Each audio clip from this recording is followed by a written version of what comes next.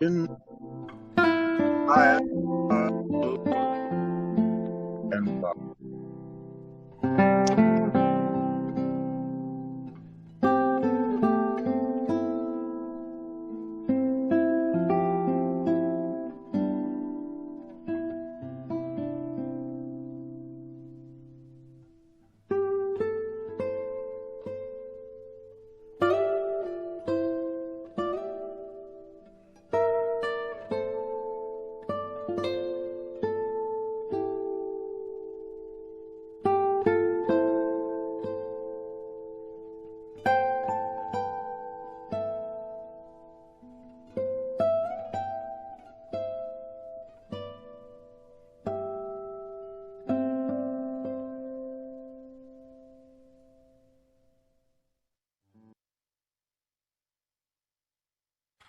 All right, that was Can the Circle Be Unbroken by the Carter family, but played on classical guitar.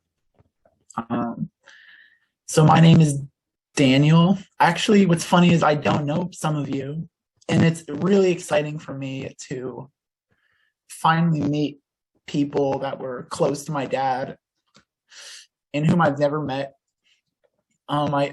I talk about my dad like um, he's someone who is always on a quest.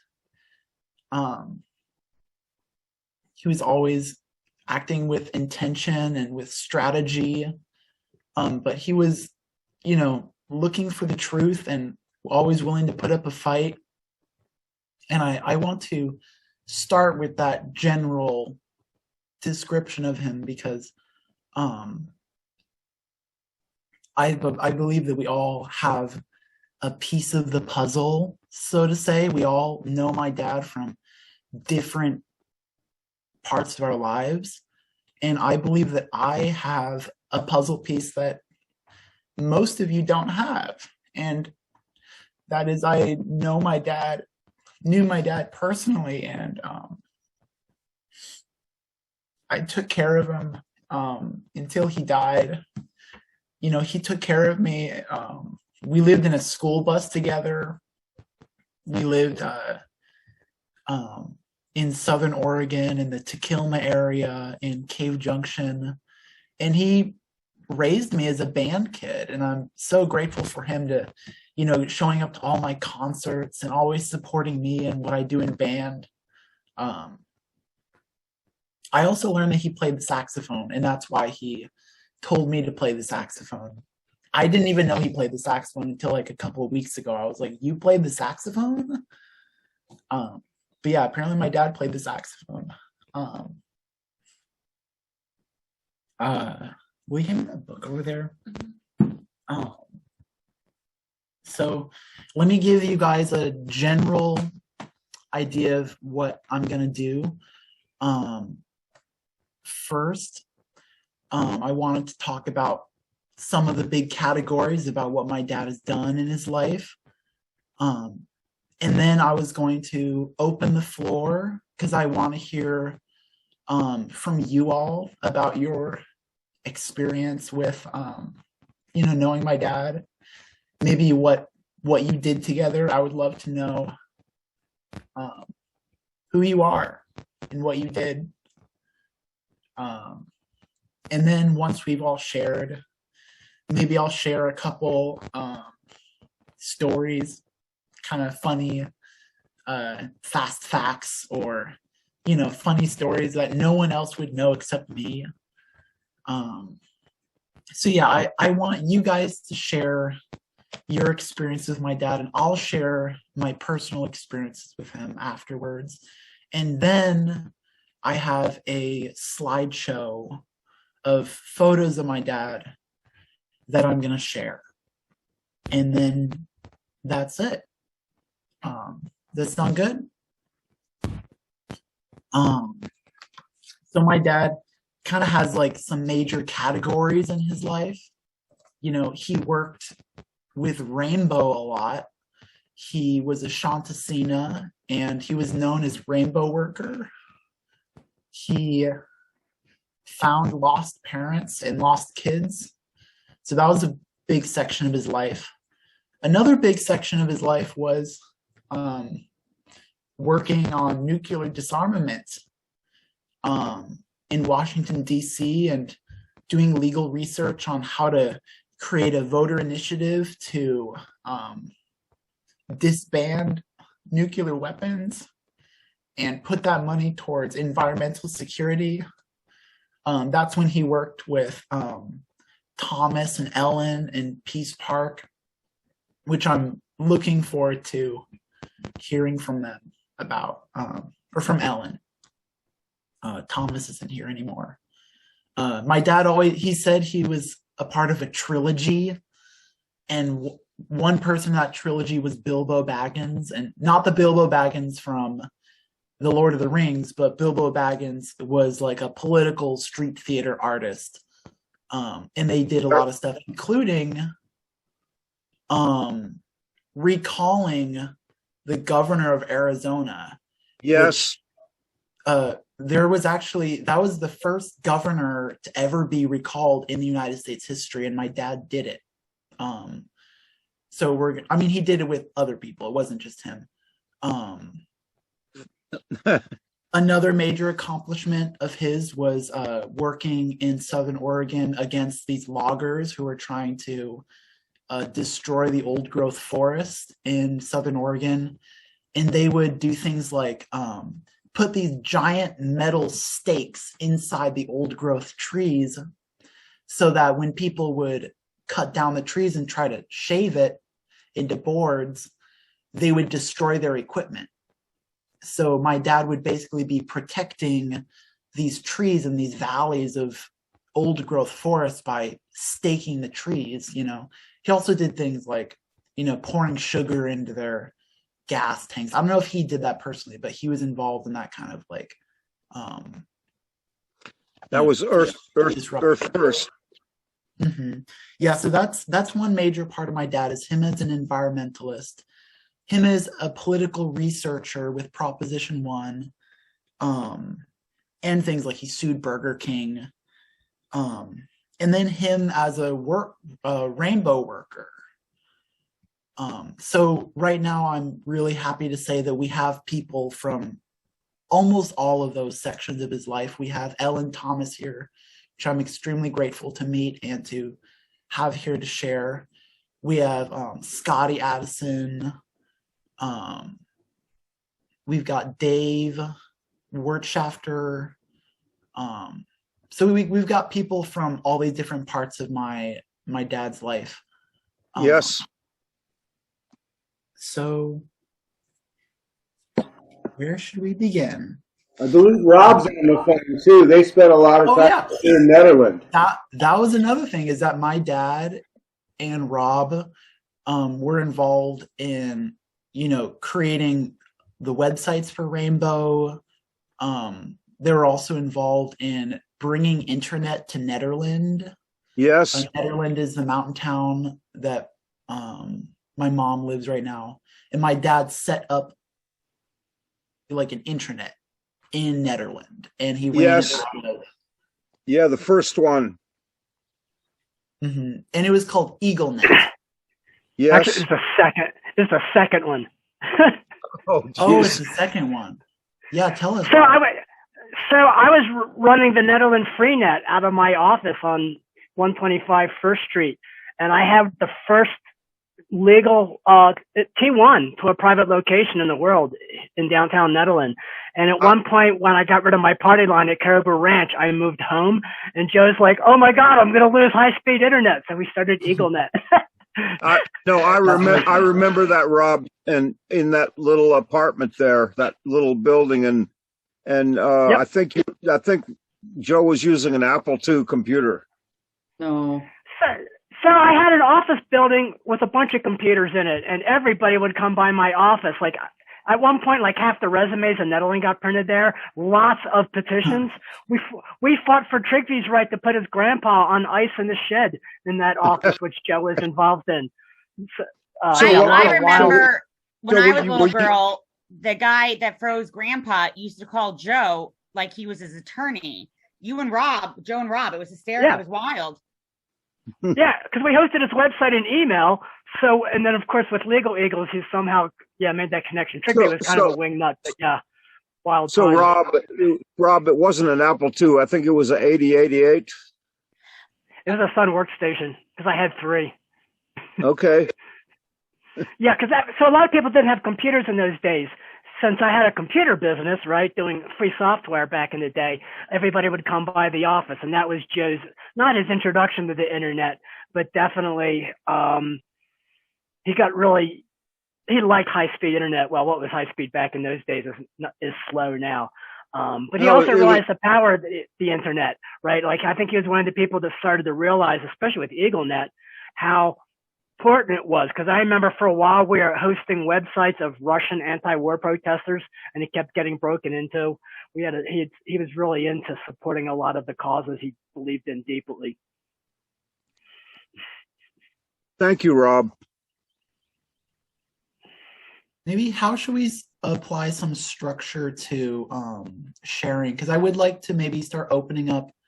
If someone feels like they want to go first, I think we should go with them. So if anybody wants to go first, tell us who you are and tell us all about you and my dad. Beal, let's hear Mike Beal. Oh wait, you're muted. Unmute. Did that work? Yes. Daniel, I want to express my condolences on the loss of your father. Michael and Kathleen Beal from Middletown, Connecticut. My connection with your father was he was a dear friend of my brother Daniel. Tragically, my brother Daniel died, which brought me to Oregon, and that is where I met your father.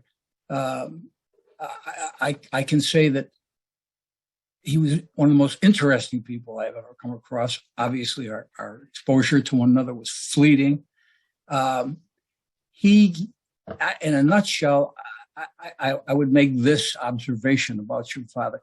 He seemed to me to be a lover of life and a person who disdained injustice. That I picked up on and garnered very early on in our exposure. It's very odd. A friend of my brother's is obviously a friend of mine. The short time I spent with your father, I must say that I will miss him, and I certainly won't forget him. He was unforgettable. That's my opinion, and I'm sure my wife would hardly agree with that. Absolutely. So thank you for inviting us here, Daniel, and I love the altar. Beautiful job, and I know your father loved and was so proud of you. I mean, he spoke of you. He'll be missed, Daniel. I'm very sorry. Very sorry. I have to add how grateful I am of you, Mike, because after Dan died, that was kind of the tipping point for my dad, where he was like, I can't take care of myself. And my dad called me up and was like, my best friend died. And I was so sad for him. I never heard my dad cry that much. He cried a lot because his friend Dan died. He actually found Dan. And it was actually because of Mike reaching out to me and saying, you need to go check on your dad. Like, you need to go, things are not going well. Because my dad was out of contact with me for a while with, his phone number changing and, not being able to contact him. And then I get a call out of the blue, and it's my dad's new track phone, which I think Mike also helped my dad get a track phone that worked for him, or at least, get a minutes for it. So I am, I might not have been able to have the time I've spent with my dad without you. Well, Daniel, it occurred to me today that the death of my brother so tragically, so suddenly, there was a silver lining. And the silver lining, in my opinion, was the fact that my brother Dan was, as you probably know, taking care of your father. He was his caretaker. So it was very apparent to me that we now had a situation where your father would not have a caretaker whatsoever. And so the death of my brother is what brought me there. And it was very apparent to me that, and it broke my heart, that I was there with a man whose independence was slipping away. And not a doctor, a layperson. He, to me, was so obviously ill and unable to take care of himself, which he certainly didn't want to admit that. He didn't want to do that. None of us do, of course. Once again, I'm sad with the death of my brother, and now I'm sad with the death of his friend, and I consider Joe to have been my friend whatsoever. But there's I like to believe there's a silver lining in every cloud, and perhaps that's the way things were meant to be, and he had the good fortune to. He called you my boy. All the time he referred to my boy. My boy. So he spent his final days with his boy, and that cheers me, Daniel. Yeah, thank you. Everybody has unresolved stuff with their dad or their mom, and definitely if I didn't have that time with him before he died, I would be so lost. I would be helplessly lost. Absolutely. So thank you. And I took care of him. I mean, after a while, he could not walk. He could not talk. He could not swallow. He could not stand up. And I had to take care of all of his needs, and I did it with love and care. And it was very hard for me at my age. I'm 26 years old. And yeah.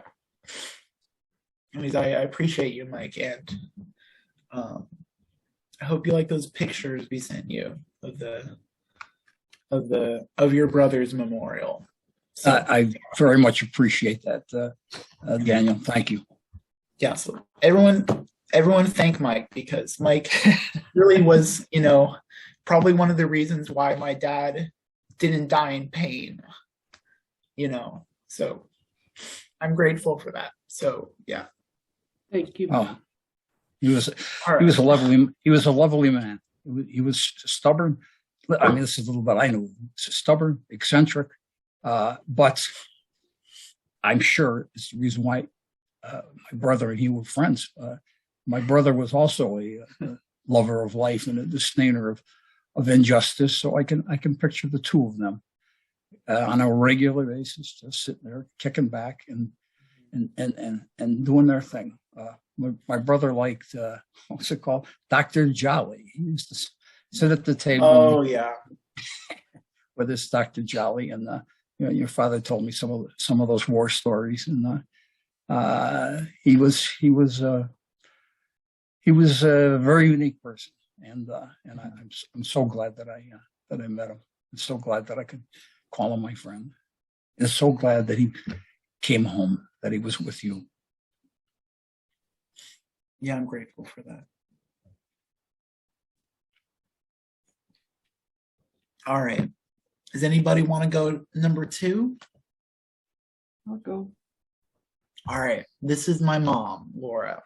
To me, Joe was part wizard.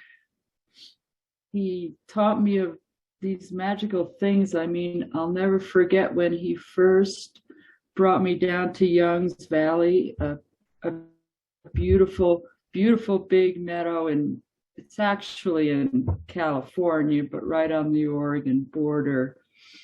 And he was all happy, kind of hopping along. And we finally get down to the bottom. It was like the hike was like 4 miles or something each way, but gradual, not heavy. And we get to the bottom, and we get to the end of the meadow. And I mean, I dropped everything I had, my backpack, my jaw, and I was like, oh my God, this is the real yellow brick road. And Joe just laughed and giggled, and because he knew it. He knew how magical it was down there. And then he showed me the big old trees that he said they were one of the first trees that Earth first spiked.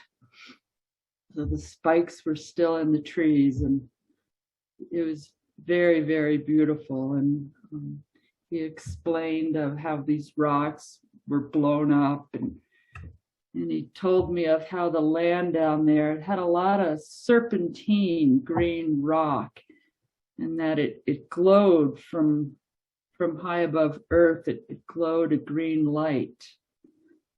And there were stories of some spaceships hovering because they could see the green light emanating. And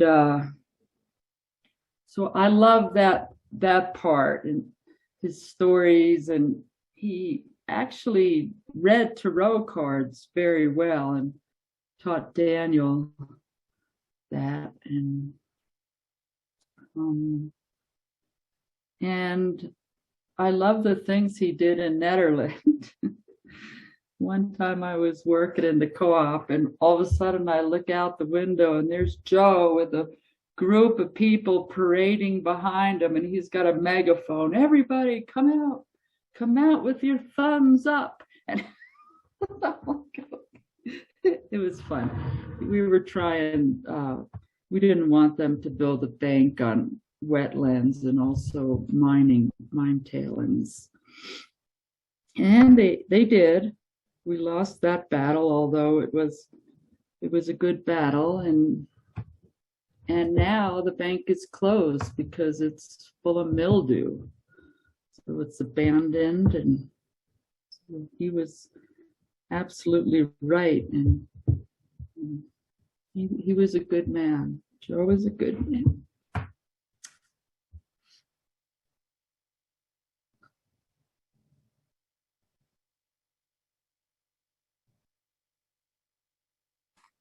All right, thank you, Mom. I'm going to let someone else volunteer when you're ready.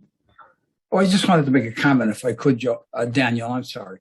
The short time that I spent with your father, he spoke very highly of you, Laura. We were mentioned, and he certainly thought highly of you. I just thought I should mention that. I was only there for 5 days, but he spoke about you too, lovingly. Yeah, we broke up as a couple, but we were always friends and loved each other. He was clear about that. Mm-hmm. Wonderful relationship. He also gave me his wedding ring quite a few years ago because he was afraid he was going to lose it because his fingers were getting thin. And he told me when he gave me his old wedding ring, he said, I love your mom very much, and that, whoever I give the ring to, or it's like, that's something I have to include with that ring, is that my dad loved her very much. So yeah, that is true. Until the end, my dad would smile so much when my mom would call, and my dad could barely talk or answer questions. And then when he heard my mom's voice, he smiled really big. So I think that's a good sign my dad, loved her. And we're going to bring some of the ashes down to Young's Valley. Yeah. Yeah, we were going to get a horse and bring him down there at the end. And we were like, Joe, what do you want to do? You want to go to Young's Valley? I'm like, man, I don't think I could push a wheelchair uphill a few miles, but maybe we could get a horse or something. So we ended up going to Mount St. Helens with Daniel. And I have to say what a beautiful, beautiful job Daniel did with his father. He was very beautiful, and there was very loving moments between Daniel and Joe. And, you know, one night they had like a last handshake. They said goodbye. And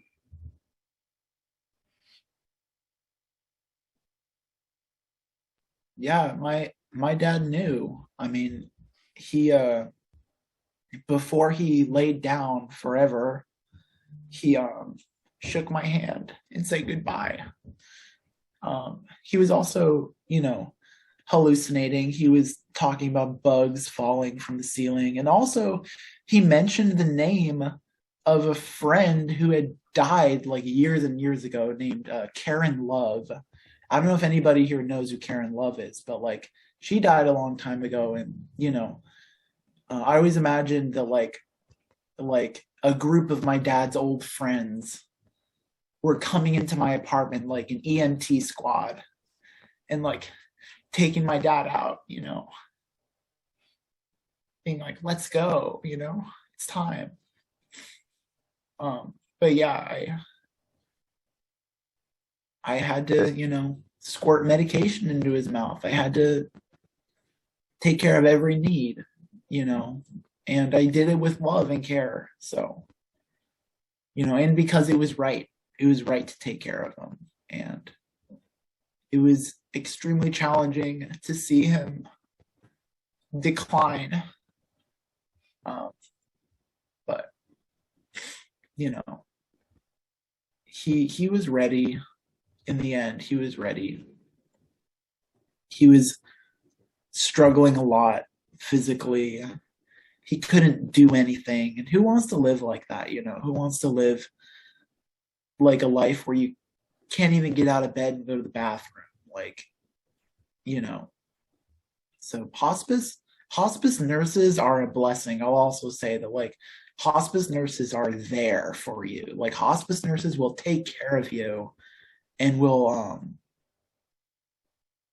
they'll deliver things to you. They will, you know, they'll show up when you need them. They'll come and even insert a catheter at 7 a.m., which they didn't end up doing, but we thought maybe my dad would need it because he wasn't peeing for a while.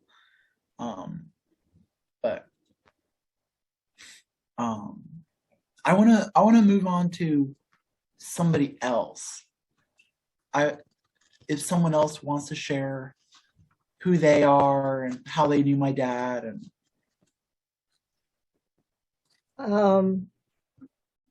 this is Ellen.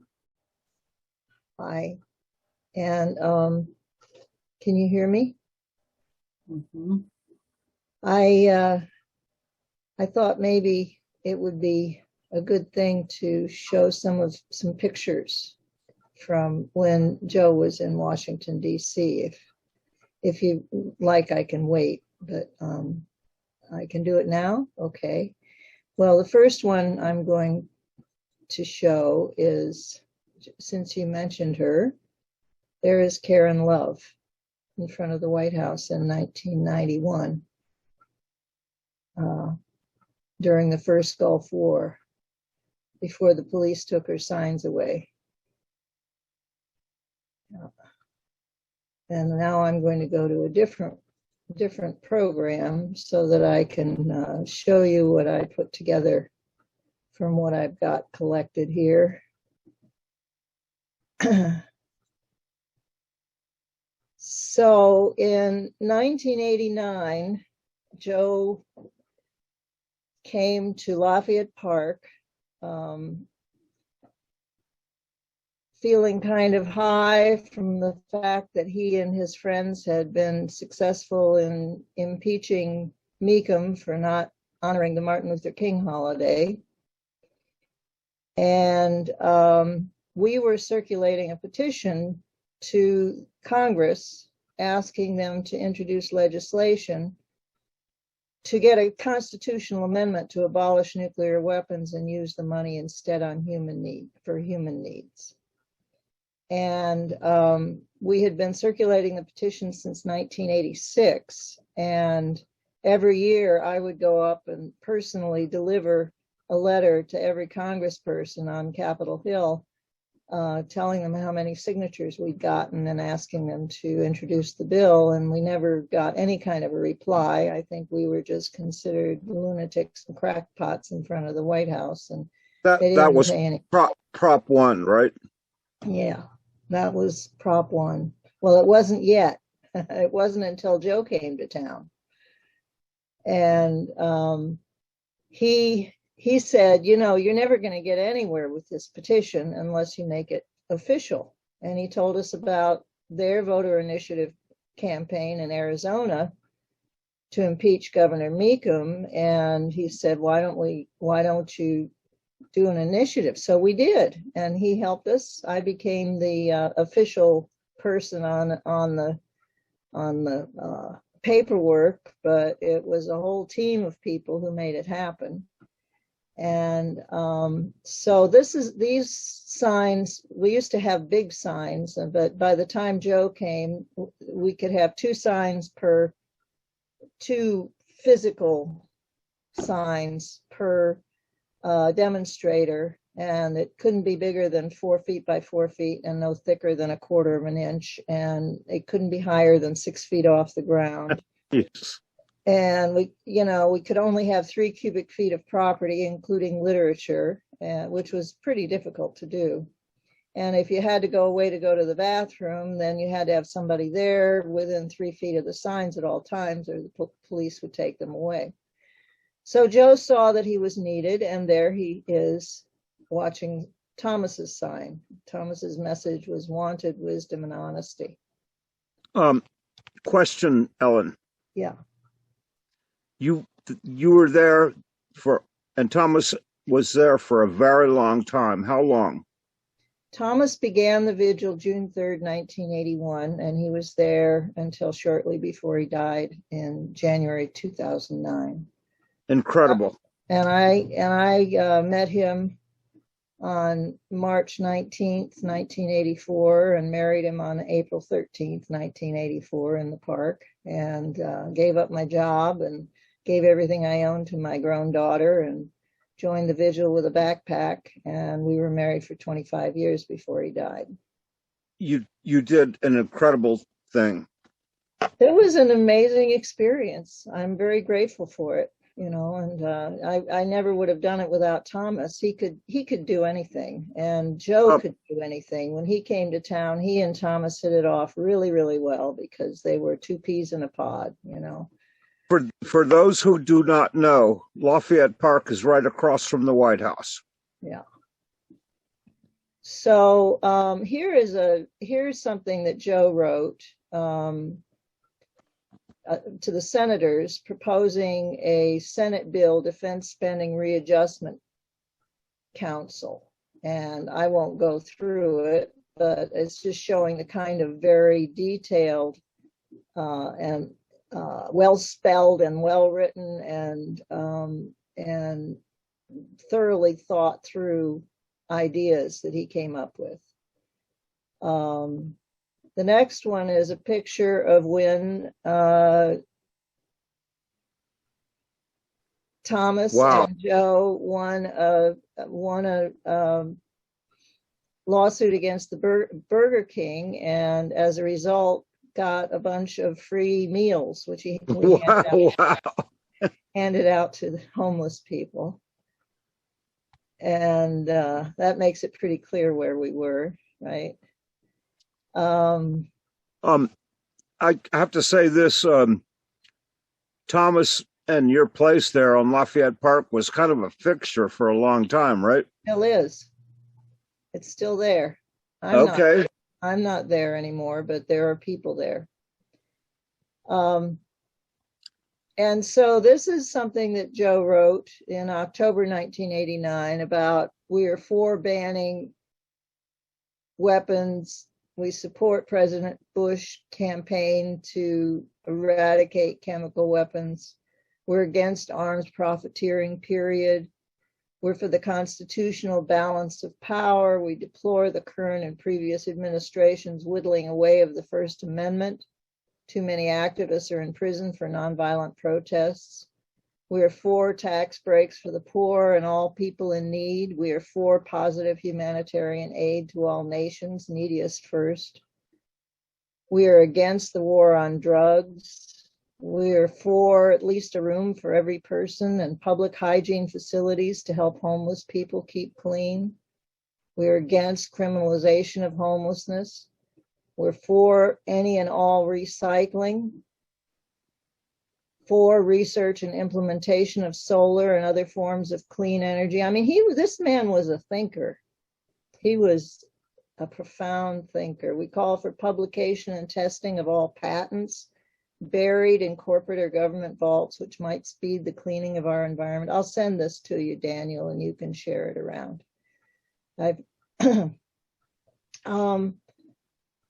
And we find record of we are against the mistreatment and killing of animals and profit making, against the meat, fur, and animal research industries. And we find the record of the Reagan and Bush administrations shockingly unethical frauds, lies, perjuries, thefts, and acceptable American way of life.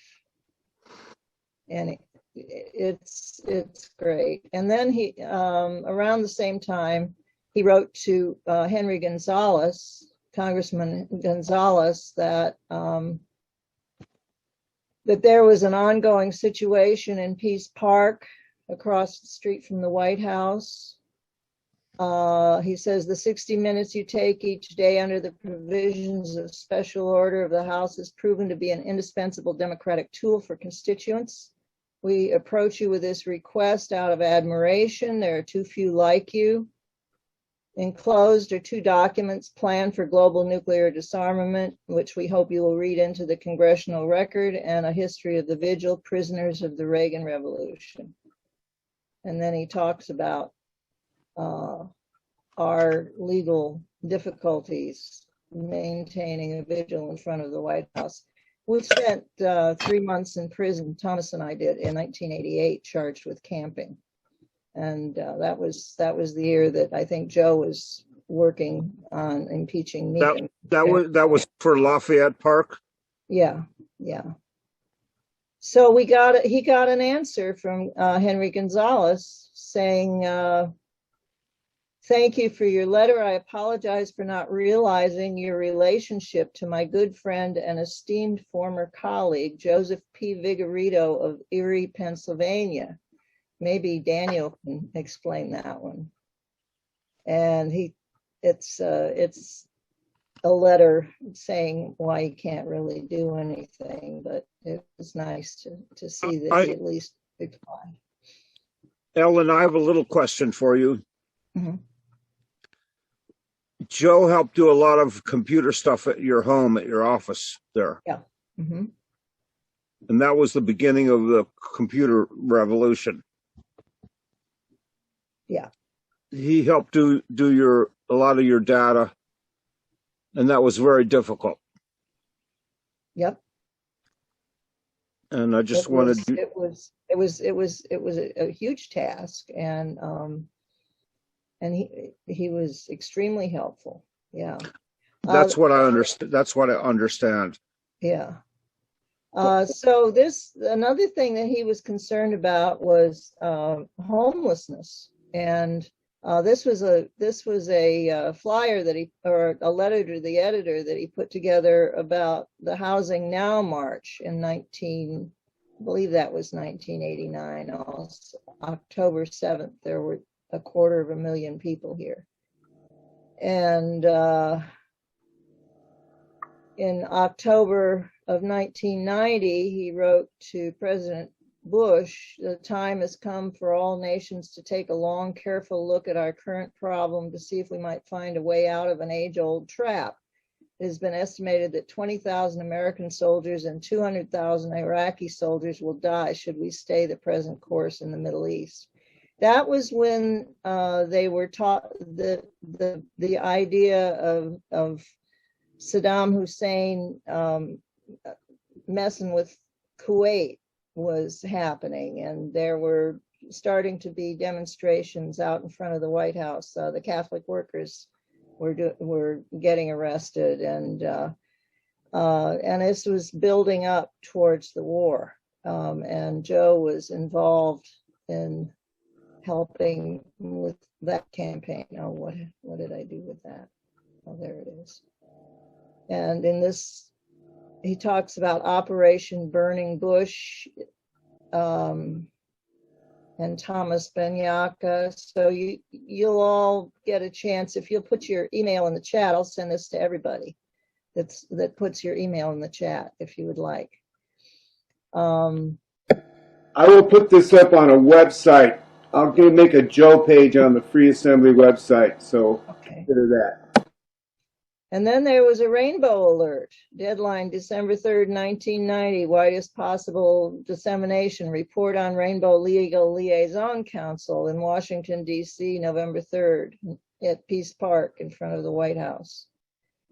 And here we have a resolution on the 16th day of December 1990. In the great hope that the people are tired of remaining silent, and the belief that if he were with us today, Dr. King would wholeheartedly endorse Proposition 1, we choose the day set aside in his honor to launch this campaign. Therefore, the Proposition 1 committee does hereby launch its voter initiative campaign for nuclear disarmament and economic conversion to provide for human needs in grateful memory of Dr. Martin Luther King, a great leader for truth, justice, and equality. It's signed by Joe. And here we were at that time. This was Brett Hamrick, who was in those days known as Song, and here's Thomas over to the right, kind of blurred. And here's Joe looking very, very busy, very active, very, very professional with his file folder full of papers. And behind him is Scott Galindis, who unfortunately died a few years ago because he couldn't afford to get the health care that he needed. And here it is. Here we are in the park, and Joe's sitting next to the signs, these same signs that he's sitting at right here. Over there is Song. And we spent a lot of time out there. You'd see these guys huddled together, planning and figuring out what to do next. And so the war started on January, I think it was 15th, 1991. Afghanistan. No, Iraq, the first Gulf War. Oh, Iraq, okay. Yeah. And shortly, the week before the war started, there were two sets of people that came out with drums. There was Little Friends for Peace with little drums on the White House sidewalk, but also serendipitously, there were some Native Americans who came down from Minnesota and started beating on the drum from dawn till dusk. From what I know, yeah, the drums went on for a long time. The drums lasted for 40 days and 40 nights. As soon as the war started, people came flocking to the park, bringing their drums. And when the police stole the drums, then we had a friend with a pickup truck, and he'd go around all over the region getting empty buckets and sticks and out of dumpsters and construction sites and bring them to the park to replace the drums that were being taken by the police. And so they started arresting people. They started telling us that we couldn't drum because we were exceeding 60 decibels. And so Joe said, well, that's ridiculous. The cars going by and the trucks going by are making as much noise as because they were going by on Pennsylvania Avenue in those days. That was all. That was all for the benefit of Bush. So Joe went and got a sound meter, the decibel meter. Yes. And a walkie-talkie that I don't know who he was talking to, but there was a pair of walkie-talkies. He did that, I believe, at the Rainbow Gatherings too, as part of the Shanta. I will talk about that later. Yeah, and so Joe would test what everything was. He'd go to the north side of the park and get the sound of the buses going by, which was like 75 decibels, and and people talking, he'd get just ordinary talking, and so it was ridiculous. And so he was that was his way of fighting what they were doing. After the war was over, things got a little more settled, and this is him waking up one morning in Lafayette Park in March of 1991, and with all the way the trees looked there, I think it might have been late April or May by the time this was taken. So this was Scott Galindis that you saw a picture of sleeping there, and the policeman was coming and oh no, it was some homeless person's sleeping bag, and Joe was trying to reason with a police officer that he was taking away the only thing that person had to sleep on. And I can't believe that that's the end of it. Incredible. Thank you, Ellen. Yeah. And I've got other documents that I put on, that scans of documents that he wrote, and I will include those also. So, and I would just like to say personally that somehow or another I was told that Joe had died several years ago. And I've been traveling since Thomas died in 2009. If I had known Joe was alive, I definitely would have gone to see him. And it was only a couple of weeks before he died that I found out that he was alive, and I was able to call him and talk to him. But I feel so sad that I didn't get a chance to see him between 1991 and at the time that I knew him, he didn't have any children. So I'm really happy for him that he found love and family. It's wonderful. I'm so glad that there's many people here. Yeah, thank you so much, Ellen, that your structure with all this it elucidated a lot that I didn't know. Also, I've never seen those pictures of him. I feel like I've never seen pictures of him at that age, so it's kind of amazing to see my dad actually as a young person. Also, I have no concept of how my dad would look without a mustache. I've never ever seen him without a mustache, so I have no idea how he would look. I also want to mention, my dad was talking about Peace Park, and he was talking about some deal with money where at a certain point, people were trying to do all the work without any money, or trying to say the money is the root of all evil. And I think that made my dad almost walk away from the situation, because my dad was like, we can't do this completely absent of funding or something. Does that ring a bell or anything? Well, my husband was Thomas was the one who, we never ever asked for money from anybody, and we didn't work at jobs, and somehow or another everything flowed, because when you are trying to help people, then people try to help you, and it may not be the same people, but what goes around comes around. And- Ellen, you maintained a place, an apartment. No, well, not until 1990 when a friend of ours whose father had bought 5% of Coca-Cola stock at the beginning of when Coca-Cola got started.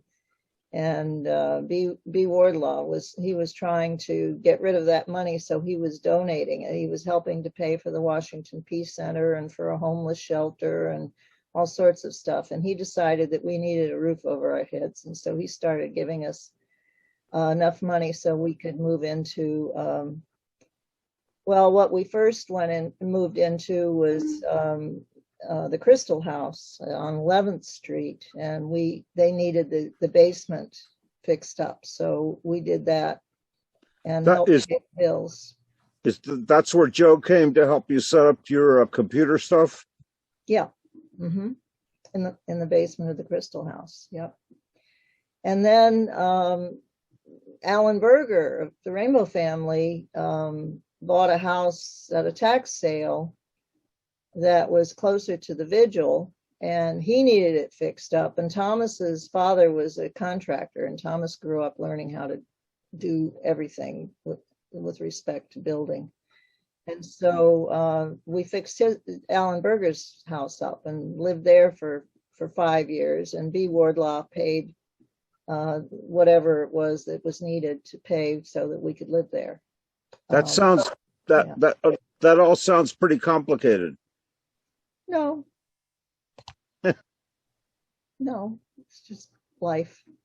And people helped. A lot of volunteers. We never could have done the Vigil. We never could have had a peace house if it hadn't been for all the people who pitched in one way or another. It was quite a remarkable experience.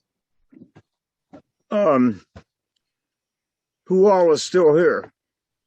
Well, it's a new crew. A fellow by the name of Filipos Malaku Bello, who is in a wheelchair, and he is there most of the time during the daytime, and someone named Craig Thompson helps him out mostly at night, and then there are others who help out. There's a lot of young people come and stay for a while and then get distracted by one thing or another and go someplace else.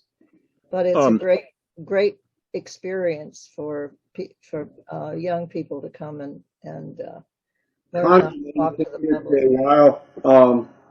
While for some years, I saw her down there on Thanksgiving Day 2015 when we were at a Leonard Peltier rally across from the White House, and Connie was there through those years. So a new crew has evolved around it, huh, Ellen?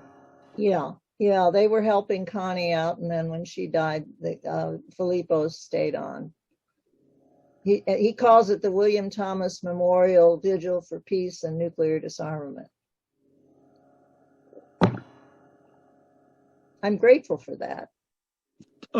Donnie, do you have a comment? Yes, hello. Hi, everybody. So much that's already been said. I wanted to tell the hamburger story, the Burger King story. Okay, I want to tell you the chicken and beer story, but go ahead. But no, I didn't know Worker that well. I visited Washington once in a while, and I knew him when he showed up at the Rainbow Gathering as Worker. He was amazing. He was as good of a Shaughnessy as you could ever get. I just remember him with all the trouble we had at Colorado 96 or whatever it was. So in that era, we had a hellacious series of problems in Colorado, and I remember him being really, really good. And he was new at the job, but he understood it. When I get my turn, I'll tell you about that. Yeah. Okay. Good. I probably knew him the least of everybody here because I only saw him for that week a year, and I saw him once in Netherlands and that was my involvement with him. I had no idea where he went on. I'm really happy that to see you, Laura. And Dan, I think you came to a couple gatherings when you were really young, carrying the peace pole. Yes, I went. Yes, I was at the very first gathering. Yes. Uh-huh. Go ahead. Somebody else. Rob. My turn. Yes. Go ahead, Rob. Somebody else jumping in. I'm just showing a picture of Thomas in front, next to his sign, one of the classics with snow in his beard. God, I wish I had thought to dig out some old pictures of Joe. You should have, Rob, you should have a picture of him with a radio. I probably have many pictures of Joe with radios, because that was one of the things him and me always kind of really bonded about, right? Yes, that's what I'm going to talk about. You know, because being the technical dude, I'm really in the radios, and he was in the radios, and we always felt like him and me and Hawker, the three of us, were the only people that actually really cared about radios, which we obviously dealt with. Actually, me too. For a long time. Yeah, exactly. But yeah, thinking of God, Peace Park, boy, that sets me back wild times, because I've heard a lot of the stories. I never made it to Lafayette Square Park. When I think of one of the things when she was talking about Joe's support for homeless people, so when we started Colorado Legal Eagles was in 2004 during the Zero Tolerance Summer in Boulder, Colorado. And it was like one of those crazy summers where the police were really hardcore. Everybody kind of came into town after the Wyoming gathering. It got mass nuts, and we were kind of doing Shauna Cena in the Pearl Street Mall like every day. And at one point, like the cops were like, you know, arresting people like left and right. So we managed to call this big, huge public meeting with like TV cameras and all this stuff. And at this point, like the cops basically, you know, they denied all the problems. So that morning on our way to this big, huge televised public thing, somebody had given us all these like really great pictures of, I hate to say, police brutality, beating up people, like literally. And so like in the middle of this meeting, we're sitting there with the deputy or sheriff or whatever of the city of Boulder and stuff, and a whole bunch of bigwigs. And at one point he was going, my officers would never, ever even touch any of these people on the Pearl Street Mall. And Joe just slides all these pictures right across the table in front of this guy and the cameras. It goes, well, what about these? As the camera zooms into these pictures. It was perfect. The cops like say, we're done. And they pack up all their stuff and they run out of the meeting. And the next morning we had this great headline in the Boulder newspaper. Boulder law enforcement first course at Legal Eagles barbecue. Anyway, it was pretty fun. That was a good day with Joe.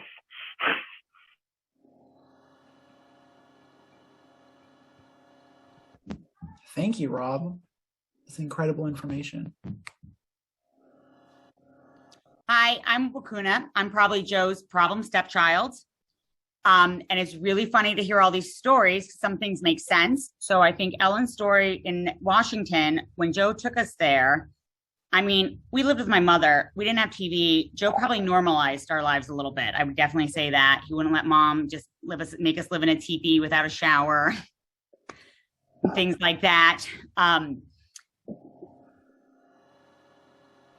Sorry, I lost my train of thought there for a second. But he was definitely a man that when he took us to Washington, D.C., that's where we saw, Noah and I saw our first hooker when we were driving in, probably to that apartment in the basement, because I kind of remember that. Do you remember, Noah? And Joe was driving. I and we do were like, not remember that. I was real young. I barely remember D.C. Joe is really ahead of his time, for sure. He did a lot of crazy, wild things, and we were always there between the internet company and everything else. And he had the craziest stories. He would scare the living daylights out of my friends and I. We had a birthday party once, and Joe had us do a seance.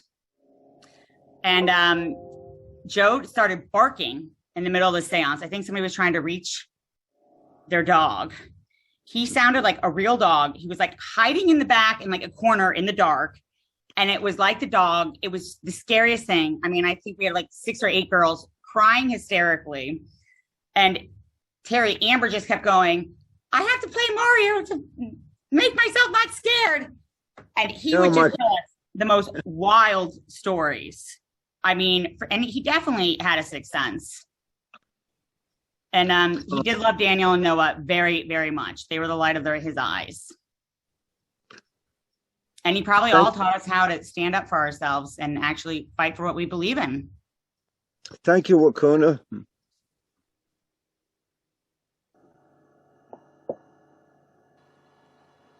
Yeah, thank you, Wahkuna. And I do, want to recognize,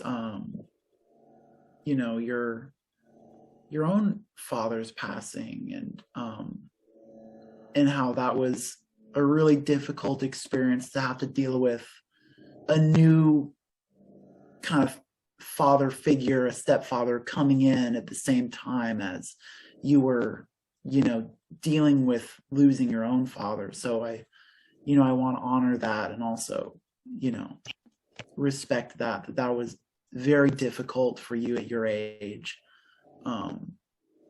And, not pretty. I just think that's childhood and having separation of parents and being stubborn. We all know I'm probably the stubborn one of us three. But you grew up and you're probably the most successful of us three, Oh, wait, I think, is Noah trying to talk? I can't tell. Noah, you're on mute.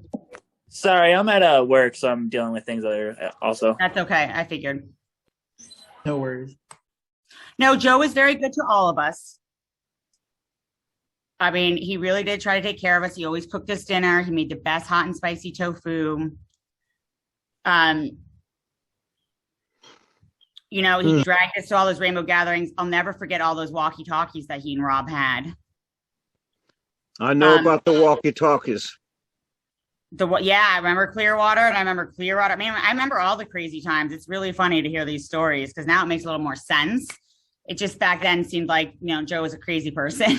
But he was right. No, he was right for the wetlands.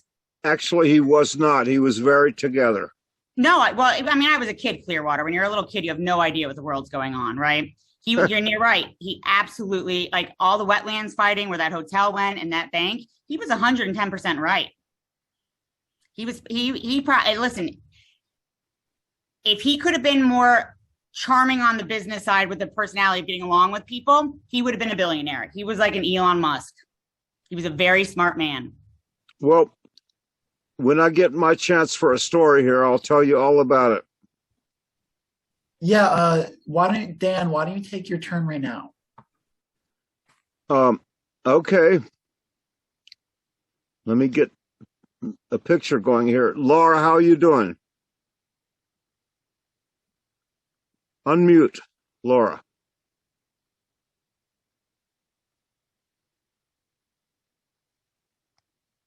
Are you there, Laura? Yeah, I'm doing okay. Thank you, Daniel.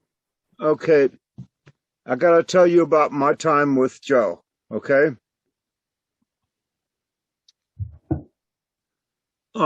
It was at the second Colorado gathering near Paonia.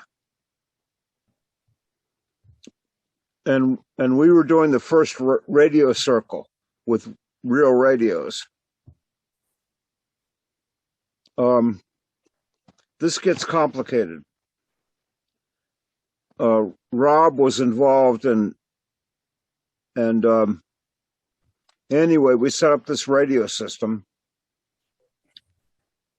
There's history there. We used CBs at first, and then we got these good radios with Rob and Hawker. But anyway, most of my experience with Joe was at gatherings finding lost parents and kids.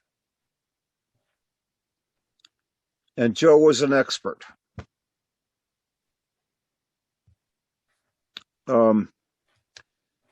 He was an expert at finding lost parents and kids at rainbow gathering, but he was also an expert at doing legal observing. And that's complicated stuff. And Scotty knows all about that. But anyway, Joe was a hero at gatherings. because he would walk for many miles to find lost parents and lost kids. Every day he would walk many miles at gathering to find them. And he did find them. And he knew how to use a radio. We had a radio circle that worked very well, that Rob and Hawker and me set up. It was kind of complicated, but it worked. And Joe was very, very good at what he did. I guess that's what I have to say. What about the chicken and beer? Oh, the chicken and beer. Yeah, I gotta say about that. In Arizona, Joe and Bilbo Baggins, they went on a campaign to get voters registered. I think, what was the city? Phoenix? What? What city? Oh, I don't know. Well, anyway. It was Tucson, Arizona. Yeah, Tucson. Well, Joe and they also recalled the mayor. That is correct. They went on this campaign and got voters registered on the street. And they got enough voters to recall the governor and the mayor in Arizona. And their campaign used chicken and beer, free chicken and beer. And they got thousands of people registered to vote. And that resulted in the recall. Well, I would like to add to that as kind of the popular maxim of my dad, that you don't want to waste your energy trying to convince people who disagree with you, like the Republican Party, like trying to make Republicans switch or something, like trying to make a right-winger like change their idea. He said that there's already a majority of people who think like us. There's already a majority of the country, does not believe in war, Yes. And so my dad's solution to that is not to try to convince people to like join his side or join the left, but was to just get the people who are already on the left to register to vote. There is a majority. There's a very high majority of people who think like us in this country. Like there's a very vocal minority of the extreme right wing right now, but they are the minority of people, That's how it worked. That's how it worked back then, and it did work. And I got to put out a kudos to Bilbo. And he's gone, and nobody knows where he went, but he was an incredible guy. Bilbo was an incredible person. All right, thank you, Daniel. Let's get a couple more stories. Scotty? Okay, there's a good segue here. I like it. Because Bilbo, I never met the guy, but there's a kind of a string that runs through these events from Joe. Bilbo, just for everyone else's kind of curiosity, an infamous moment in 1987 when there's all sorts of brouhaha over the North Carolina gathering, and a spot hits the evening news, and one of the little cameo previews has a shot of Bilbo Baggins going, "I'd be honored to share a jail cell with Thomas Jefferson." And he was that kind of lunatic, okay? We can learn a few things about Joe through the characters he consorted with. He was in cahoots with Bilbo Baggins in Arizona. Somebody else can come up with the date. That predates my knowledge of those folks. But then he gets involved.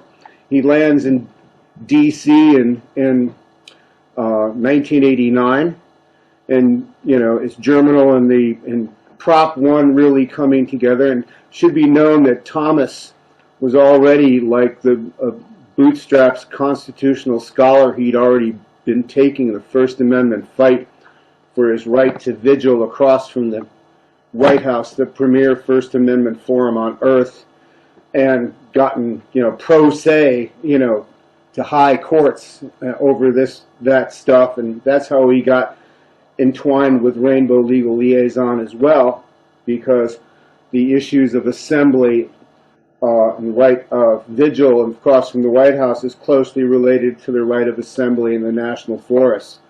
And so they were entwined in those formative events through those years. And I was doing other stuff. I was doing a lot of community development, so I'm a planner. And I didn't come back to the gatherings. I went to the first one, didn't come back to until 91. And so I kind of followed in Joe's trail. And I only met the man a few times, once in Colorado, once somewhere else. But we corresponded a lot as I got involved, particularly after 93. And so it was a time when I think Joe was kind of, he was busy. He was in Colorado at that time, I believe. But, we were in cahoots and in communications. And I even dug up through a spotlight search on my computer some of the emails we exchanged in the old days. I could probably find some earlier stuff because the simple search, his address was worker@welcomehome.org. And so, he was already really accomplished. I have stuff from him. We were talking about some really tight policy stuff about these Forest Service regulations. He was on to freedom of information work. He understood how that operated. He used that tool. And and as Clearwater said, he was kind of germinal in cop watch and being a legal observer and the disciplines that requires. And so I showed up more or less. Few years later, I showed up in D.C. in July '93, and similarly fell into cahoots with Thomas and Prop 1 and Ellen and the crazy crew there, living on a computer room floor. That was when PCU Free Assembly Project got organized. But I remained in communications with Joe through those ensuing years because he was always on kind of responsive to the real issues, and I was hungry for those conversations. We had quite a few online, and I wound up spontaneously picking up on first of all making a public record when you want to get something done with the government. You make a record. That correspondence is important. He understood freedom of information, like I said. He understood facts, and he was really watchful of the situation, across the country. There was a lot of controversy in those years from '93 through '96, and a lot of division, and he was very concerned about it. I feel like some of that division going through '96 kind of pushed him out of Rainbow.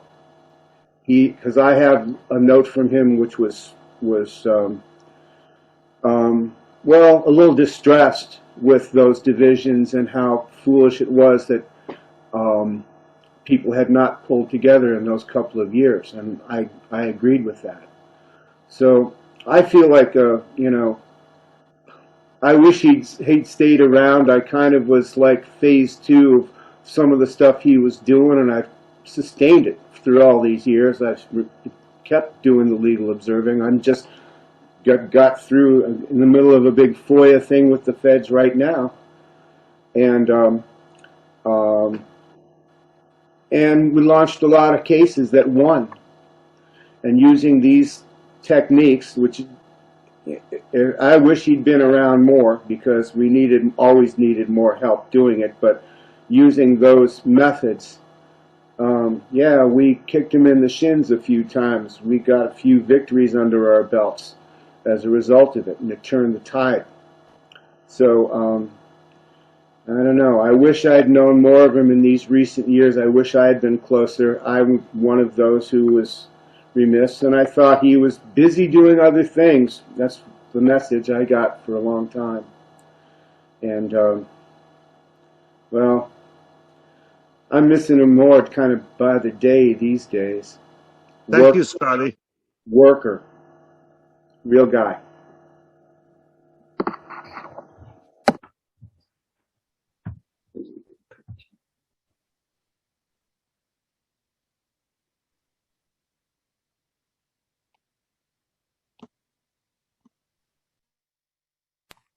Thank you, Scotty. And Scotty's one of the people that I have never met in my life. I'm very, very honored that you're willing to spend this time with us and, you know, tell us about my dad and his work with legal observation. Like, one interesting story is that me and my friend Natalie right here, we were friends in high school, and we organized like a walkout of the school. And somehow we got like of unions. Yeah, in support of union, like, or we were against union busting, so it was like in support of unions.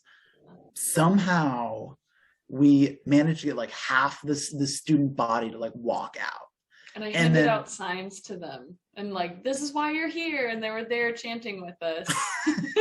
I know, I think some of them like did not understand. But my dad was there doing legal observation for this like high school walkout. I was like, what? We were like 15. So I was like, what? Why is he observing us? What's happening? But like, cops did show up to this crowd of high school students, and there he was making sure we were okay.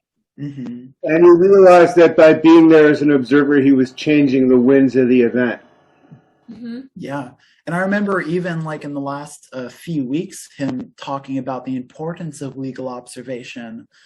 And one of the profound things is that what you document in legal observation can stand in court without you being physically present.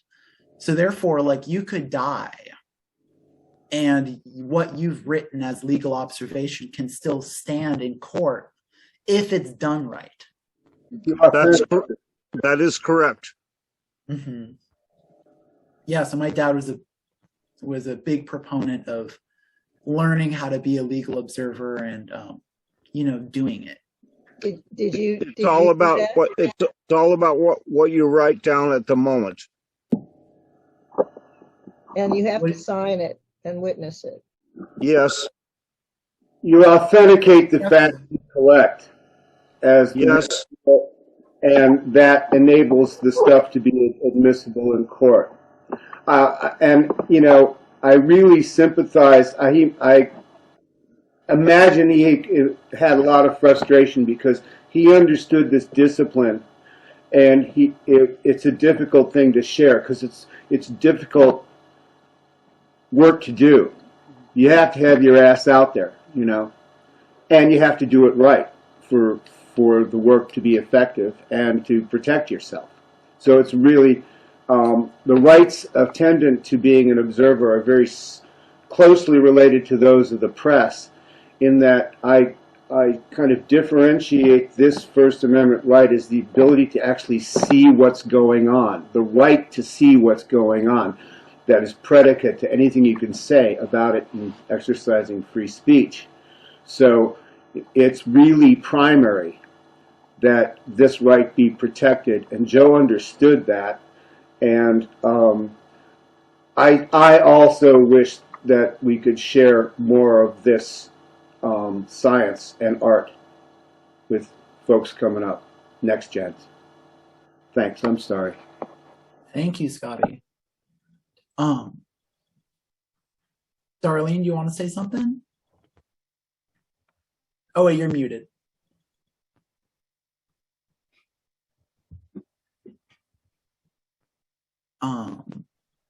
Can you hear me? I can hear you now. Oh, thank God. Okay, I'm a little old. I met you for the first time, unfortunately, at your grandma's, but you were such a kindred spirit. Okay, sorry about my English.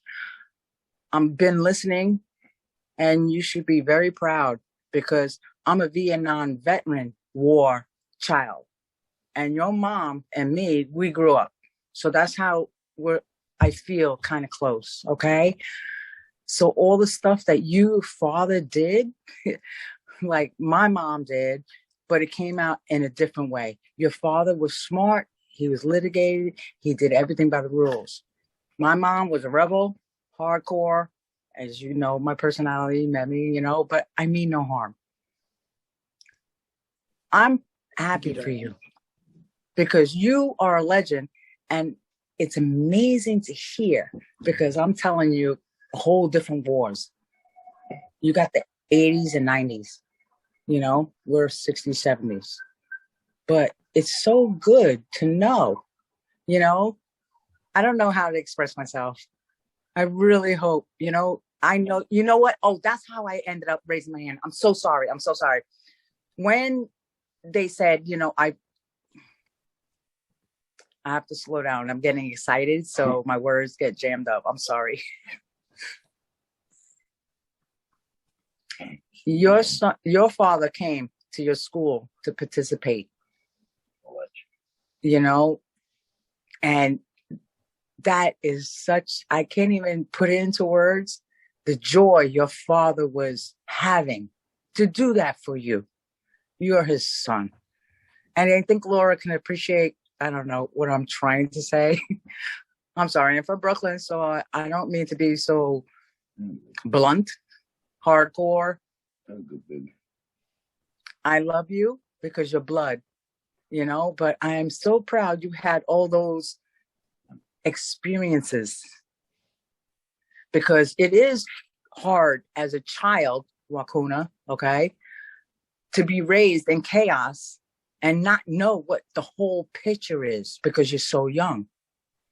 But you grew up in that. So you ended up learning as you went along.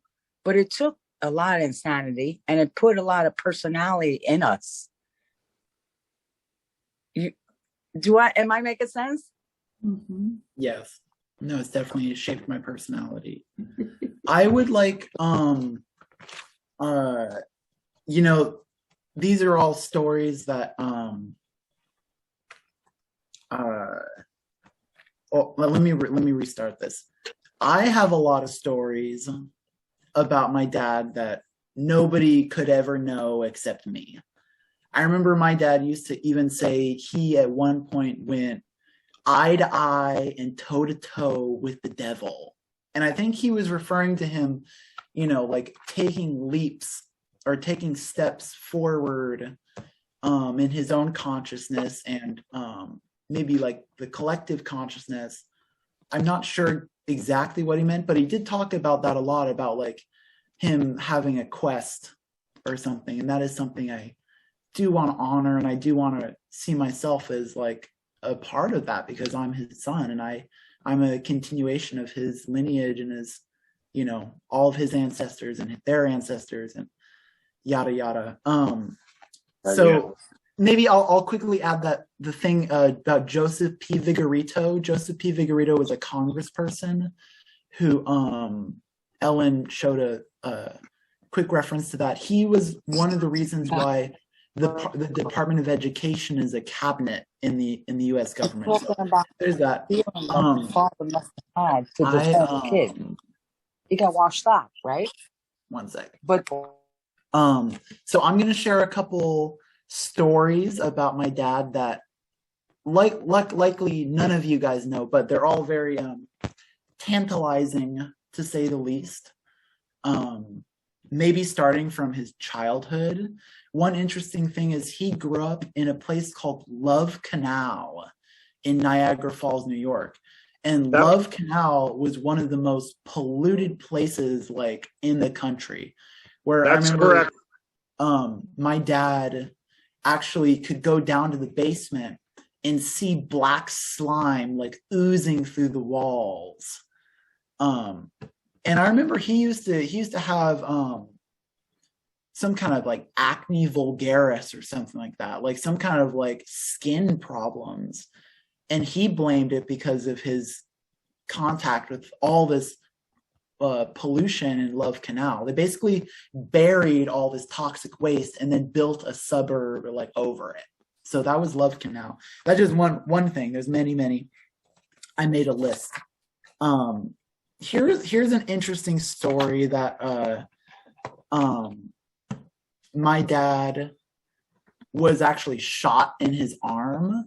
My dad had like a big scar in his arm, and he said that he saved a woman who was apparently, about to be molested by this strangler, like someone who is a serial killer. And my dad helped this woman, and he got shot and he was in the hospital. But he said he was involved with the like arrest of this murderer, which is fascinating. Also, I want to talk about how peculiar it is that he would join the military after spending like 20 or so years in Takilma, Oregon, where he basically like learned how to be a hippie, and he somehow got out of Takilma, Oregon, and for some reason joined the military, which yes, to me, he went. Yes, he did. Because, it blows my mind because, my dad is extremely anti-war. He is, anti-military, to say the least. That like my dad was, he didn't like military spending. He was anti-war. So he went to Korea. Yeah, so he went to South Korea during peace times, and he actually won. He was given 2 medals. One of the medals was because he imposed accountability in a like a medical hospital situation where when he got there, people could just come in and like check out equipment, check out drugs, check out materials, and there was no accountability for where this stuff would go. And my dad instituted basically like a ledger system, and he imposed accountability on this medical situation. And then his model was taken by like maybe a dozen other units around the country. So and he got a medal for it.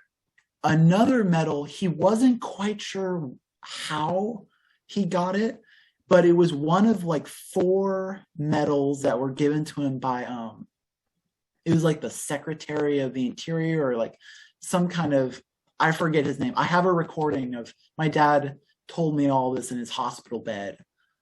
He told me all of the stories of how he got these medals. And this guy who gave him a medal, he said about my dad that he was a step ahead of his peers every inch of the way.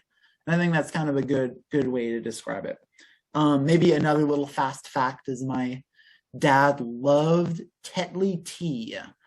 And since he was a child, he would put peanut butter on toast and then dip the toast in Tetley tea. Oh my. And it's delicious, actually. If you've never tried it, it's really good. And that was one of, the last meals he would eat because, as you know, when you have cancer, you lose your appetite. And I remember he would be so hungry. He'd be like, yeah, make me 1.5 grilled cheese. And I would be like, okay. And I would make him 1.5 grilled cheese, and he would eat see you, Laura. He would eat half of it. Yeah, I have some of those pictures in my slideshow. Here's an interesting fast fact about my dad, is that when I was a freshman in high school, we were homeless. We did not have like a place to live. And, I'm very grateful that an amazing woman named Trudy and her family helped us. And, we lived with her for a couple of weeks. But it was very hard.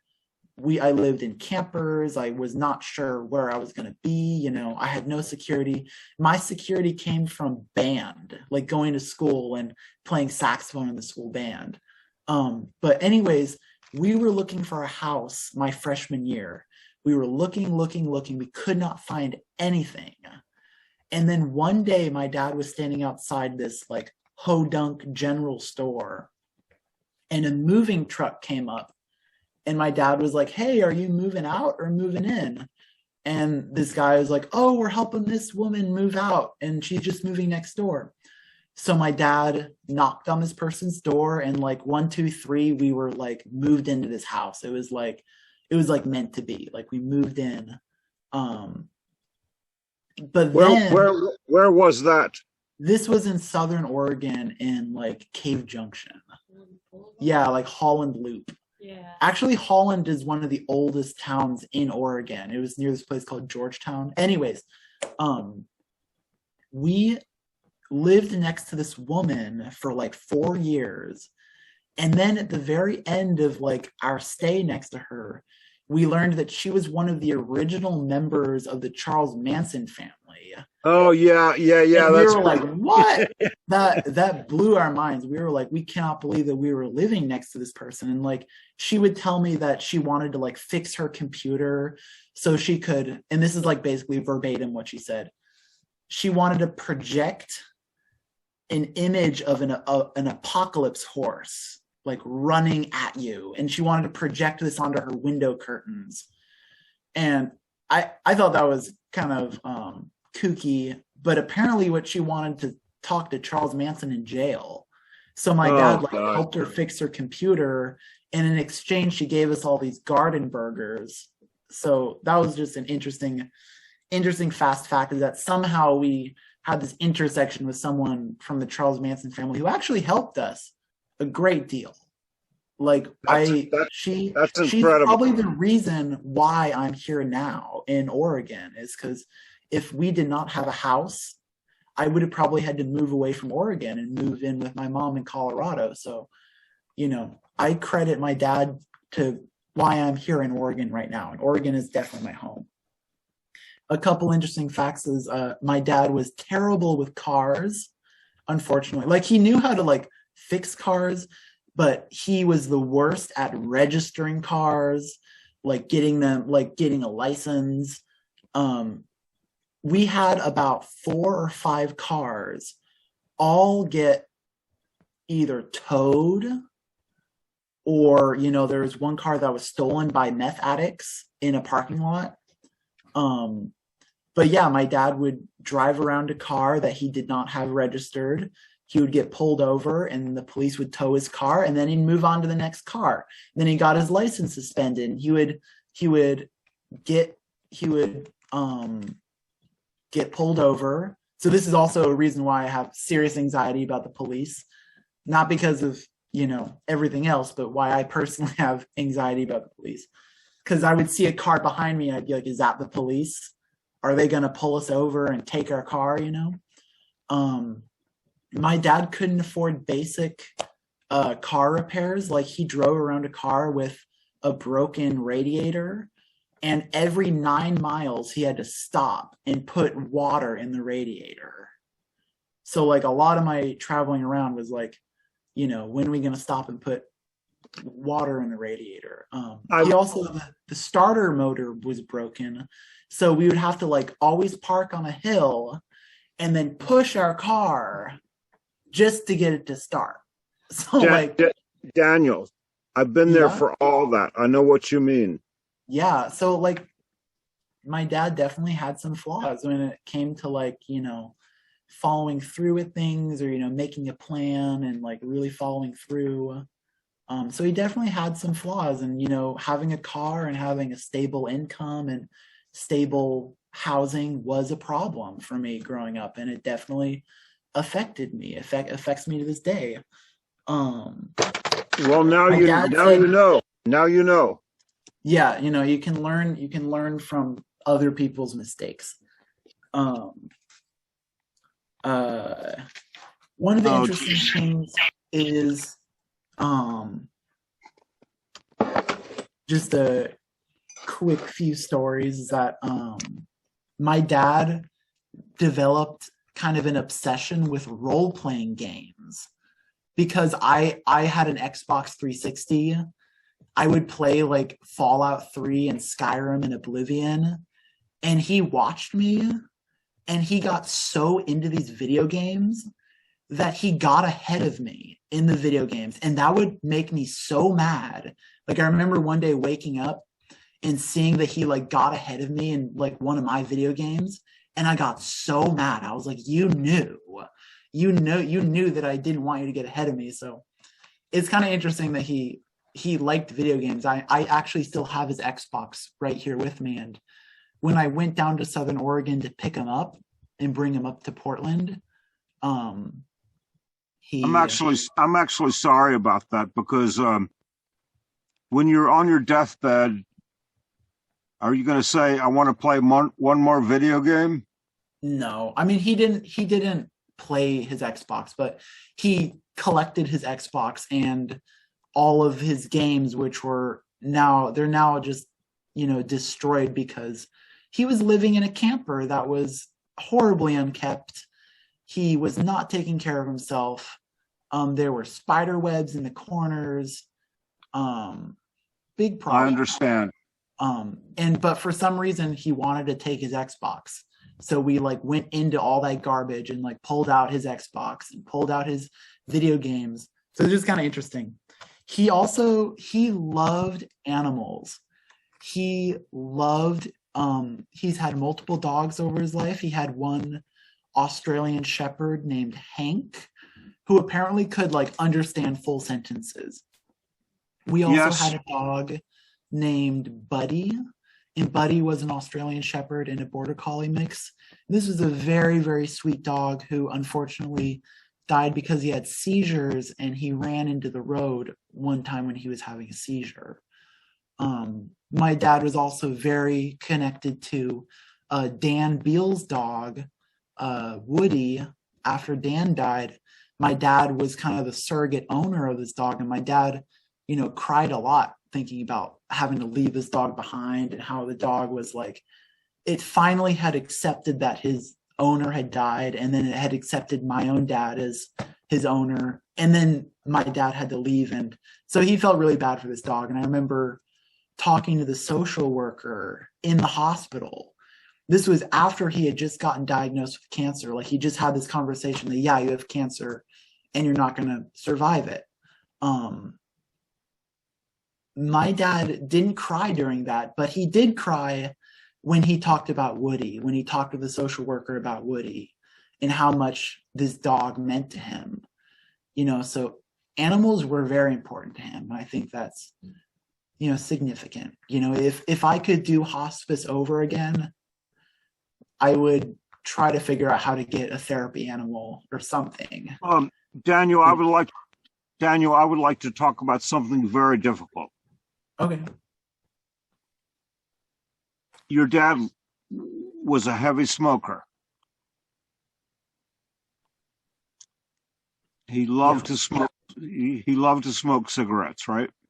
Yeah, and then he got lung cancer. So okay, he smoked for probably 60 years.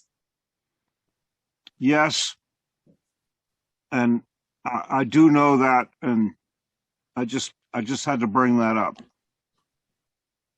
Yeah, he had. I'm sorry. Love for tobacco. Yeah, he had. Oh, that's so funny. My dad had early versions of Doom. I had no idea my dad liked video games. So they weren't that much fun back in those days, but like this is the early part of that thing, right? Like Doom was the original easy computer game because it didn't need a fancy computer monitor. And I had all these computers and people would hang out in the office. And that's what you did when you weren't doing, other stuff, petitions and things. That's cool, Rob. That's cool. That's really funny, Rob. Yeah. It's all my fault, I guess. Oh, jeez. My dad also used to brag about how many concerts he would go to. Like, I could name a band and he'd be like, yeah, I went to their concert. And he used to break into all these concerts because he would show up in critical mass with all these people. And then once like everybody was let into a concert venue, the security people could not keep out all the people. So my dad would be in this giant crowd of like people all waiting outside the concert, and then he would like basically like rush in mass and like go to all these concerts. But back then, I guess concerts were a much bigger deal, where like a gathering of 5,000 people was like a huge like event. But here in today's world, like if you have 20,000 people at a concert, it's just like another day, you know. So concerts are you know, they've changed a lot. Let me look at some other. He told me he once almost killed the Marlboro Man. He was hitchhiking with his, according to him, he was hitchhiking with his girlfriend, and they had a gun for like safety. And they were picked up by this like big dude. And I guess this person was the Marlboro Man.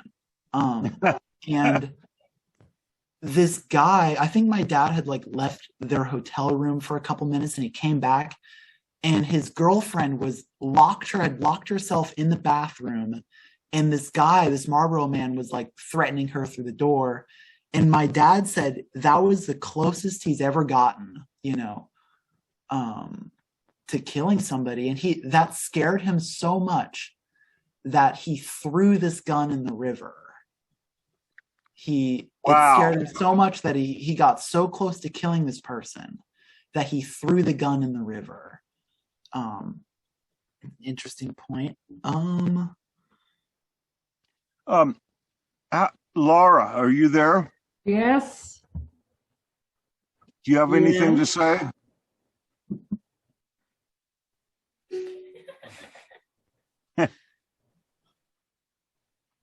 Laura. Are there any, since we're coming on to 2 hours, this is a little bit longer. Oh, I don't think he grew up with Sylvester Stallone. He had a cousin or an uncle or something who was friends with Sylvester Stallone, and this guy was a pharmacist. I think his name was George Vigorito, but apparently he hung out with Sylvester Stallone and like blew up holes in the ground. Like they had a big property and they would like blow up holes. Like, I don't know. It was an interesting story, I guess. Another question. Whistler, are you still there?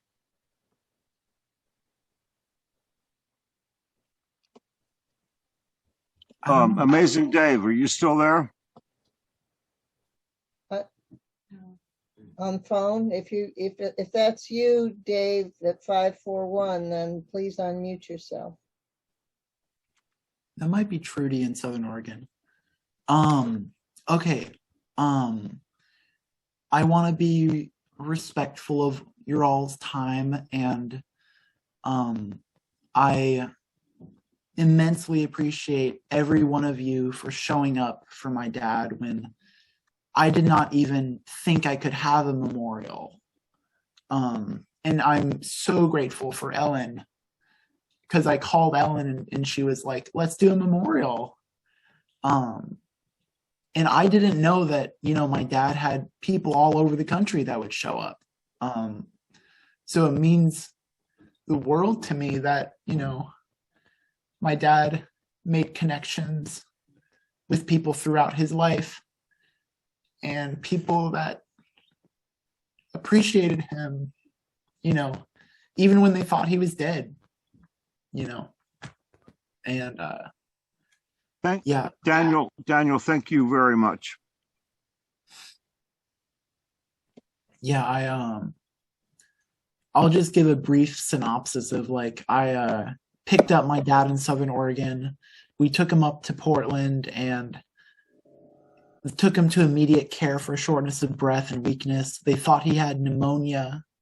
It wasn't pneumonia. He took like a week of antibiotics.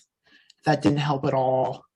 So he went to the ER at about 5:30 a.m. on February 7th. And his doctor was named Dr. Trueworthy.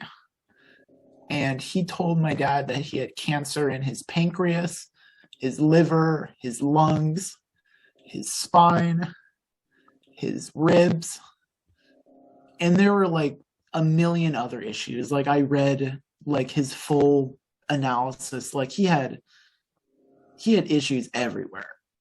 Do you think, the question, do you think that was all from smoking? No.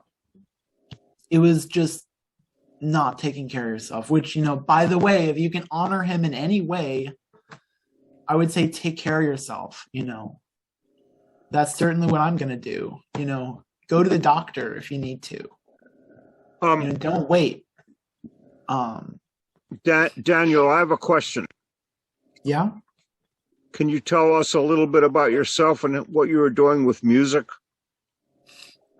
Yeah, I just finished a dual master's degree at the University of Missouri in saxophone and composition. I think I consider myself like a composer first and a saxophonist second, but they're very, very linked. And my focus as a composer is actually with audience participation music and trying to integrate and intersect audience participation music with social movements. And it's not easy. I'm still learning how that works and stuff like that.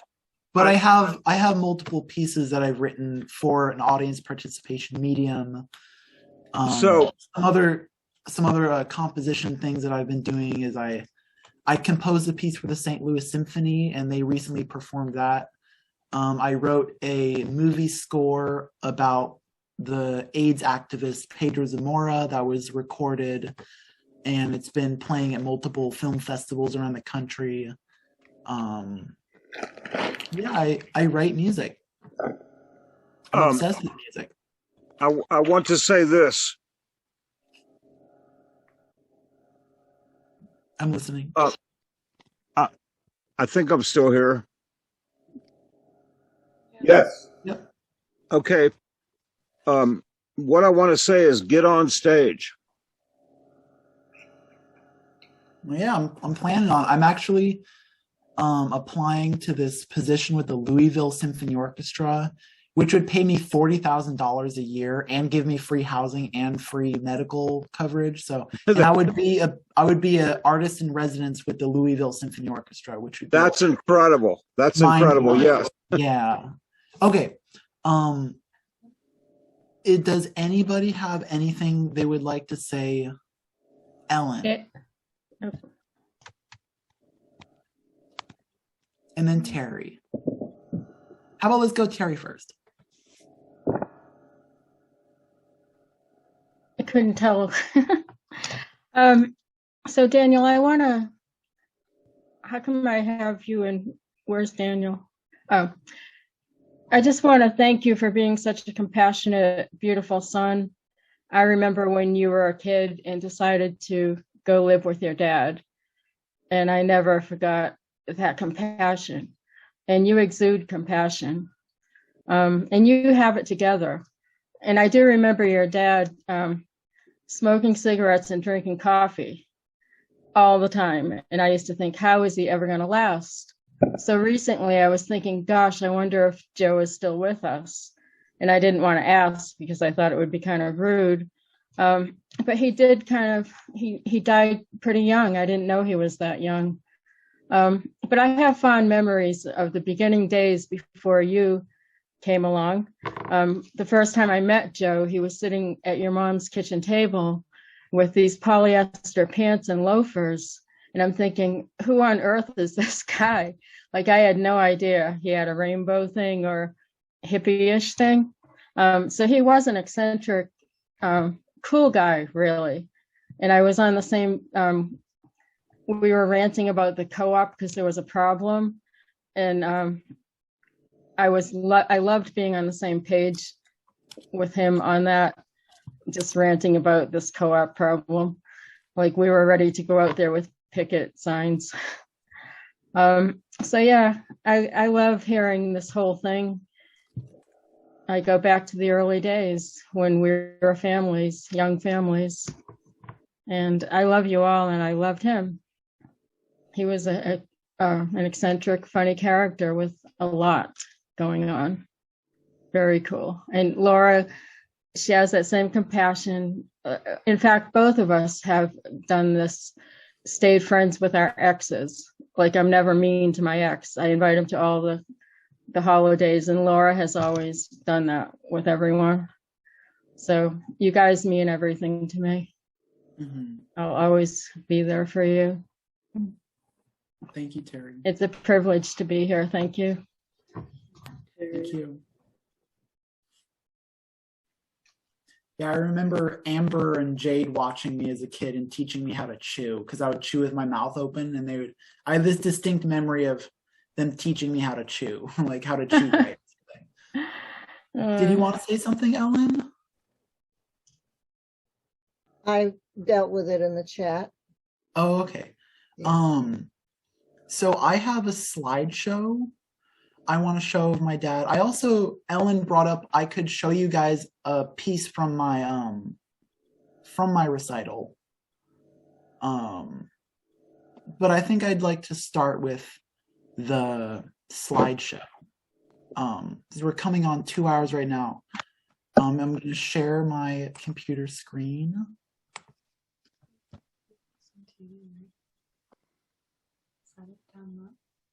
Okay. Wait, share sound? Oh, yeah. I'm just going to do this one, screen 1. Oh, wait, no, screen 2. Share sound. It's working. Okay, and let me move this up here. Okay, on the screen, you should see a picture of my dad with a sunflower. Do you see it? Mm-hmm. Okay.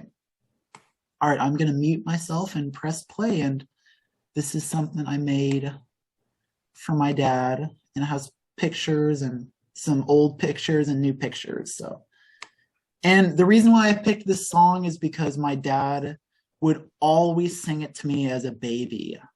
He would like take me around the house and then play the song and like point at things. And I would always like look at the sun and stuff like that.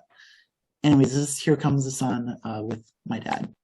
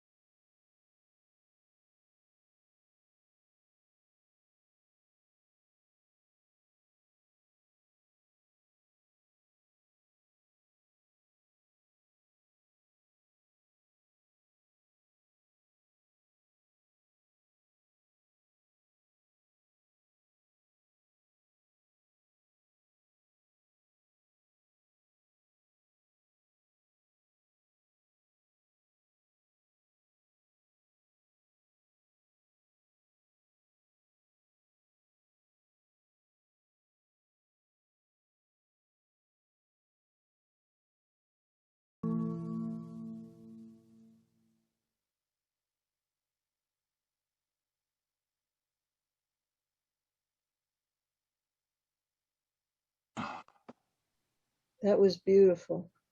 Thank you, Daniel.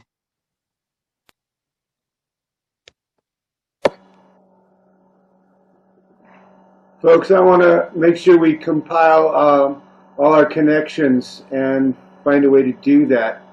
And I'm going to reiterate the offer. I'm going to put a Joe page up on the Free Assembly website because of his pioneering stuff. Yeah, and I'm planning on taking all of this information from Prop 1 and from all of you guys and all of my own personal knowledge, and I'm gonna make an article, and I'm going to send that to whoever wants to. So I'm gonna do some writing about it. Knowing me, I'm probably gonna procrastinate on it, but I want to do it soon, so be expecting that. I would suggest to folks to throw their email address into the chat or whatever connection they want to share so that stuff can be put together. Save the chat, and then it will be there easily now. All right. Yeah. If you want to, I'll send the chat out to everybody when I send you the pictures and the stuff. Thank you so much, Ellen, for all those pictures. I cannot believe that there's pictures that even exist. Oh yeah. Thank you for your pictures too. Those were very, very, very powerful. And you know, one of the things my dad did before he died was he wanted to go to Mount St. Helens. He wanted to go to the Oregon Symphony, and he wanted to go to the Seattle Museum of Natural History. We didn't end up being able to do that because he had to take oxygen everywhere. But actually, me and my friend Connor is like one of the last people who ever met my dad. Connor is one of my friends here in Portland. And we went to the symphony together, and my dad loved it so much. Like my dad, he was like raving about it so much. And he actually got up out of his wheelchair, like at the end of the concert, and then waved his cane in the air and was like, "Raising Cane!" That's what he yelled. He yelled, "Raising Cane." I don't know what that means, but my dad, like the whole way home, he talked about how much he loved going to this concert, which, you know, meant so much to me and to us, especially because I love the Oregon Symphony. And then just a couple days ago, I went to the Oregon Symphony, and it was on his birthday. And this amazing flute player I know in the symphony actually messaged me and offered to bring my dad's urn on stage and do the whole performance with my dad on stage. And that was very personal and heartfelt, because she also had a dad die of metastasized cancer at a young age too. So I think she understood what I was going through, and she it was very nice of her to take my dad's urn. Let me show you a picture of his urn. I think I have it. Let me just pull it out. It's right over here.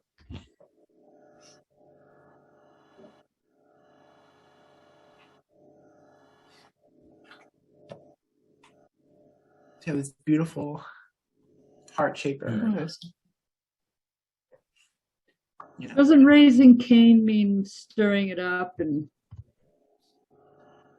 I'm not sure. Yeah. Older expensive. For Ellen Thomas's for Ellen's request, I'm going to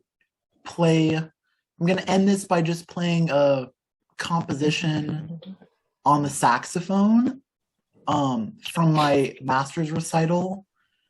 Is that okay with everyone? Yes. It most certainly is. Before you do though, Daniel, I just want to say that it's been a great privilege for you to have invited us here tonight.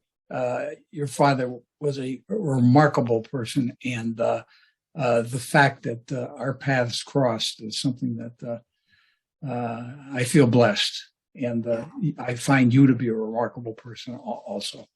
Best to you in the future. Thank you. Yeah, all of this is kind of put things into perspective, about he has a very mysterious timeline. I'm not quite, he is a mysterious person. And I still don't know. I mean, he apparently had a wife for 20 years in Takilma that I had no idea about. So it's like, that could have been my mom, So there's just a lot of questions. Sometimes you don't have answers, and that's okay. Sometimes questions are just fine as questions. And I hope I'm going to research and, pick out as much information as I can. I have some recordings of his last moments, so I'm going to, treat those with care and try to be as present as I possibly can with the people around me. I think that's extremely important, is being present with, the people that are alive around you, because we all often will say goodbye for the last time without knowing it's the last time. So thank you, Daniel, very much. Thank you. And I want to say, keep up with your music. Thank you. I hope the piece I'm going to play is going to be appropriate. I'm not sure if it is, but it's an interesting piece. I think it'll show you guys what some of the hardest stuff I played on the saxophone. All right. Is there anything else? Are you going live? Good. Oh no, it's going to be a recording. Okay. Hope that's Well, okay. I wanted to thank everybody for being here and coming with such great love. And yeah, and this is all healing for me too, because like at this point, he's gone. So, all of this that we're doing, it's for my own healing, and for that I'm grateful. So it's for our healing also. Yeah. Okay, let me get this composition started. To share sound. Okay, let me pull it up on YouTube. And if any of you guys want to watch this, if you just go to YouTube and type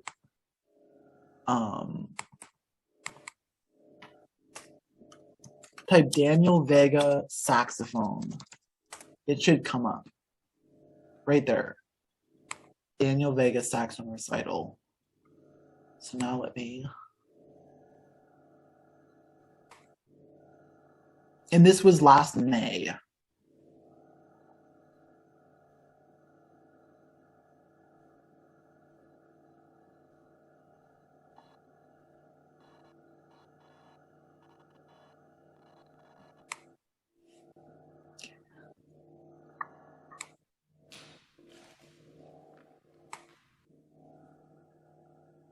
It's my mute button.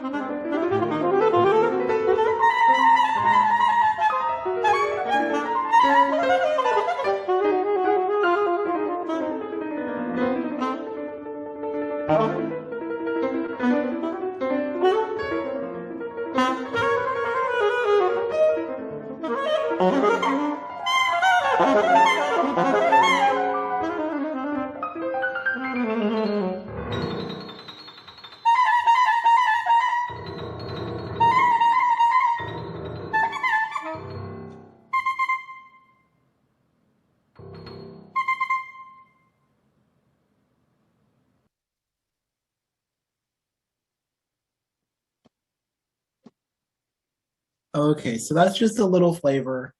If you guys want to pull it up on YouTube yourselves, feel free to watch the whole thing. That was the third movement of the William Albright Sonata. I hope you guys could all hear that. Was that okay? Yeah. Yes. Okay. Okay. Grace Hi, has her hand Paula. up. It's so good to see you, Paula and Willow. All right. Grace had her hand up. No. Grace. It was a pod. Oh, it was a pod. It was a pod. Are there Thank any you for that. else? Anybody else would like to share?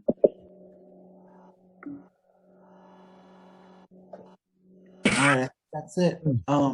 Let's all stay connected because I appreciate you all. And Willow's got her hand up. Willow. I'll miss the man. We could end with a prayer for peace for Joe. There we go. Everybody. Willow has to say. I just had my microphone at the wrong input because I use this computer for school mainly. So one thing I did want to say is that like I only knew Joe really Off from the weather. age. That's not hearing me.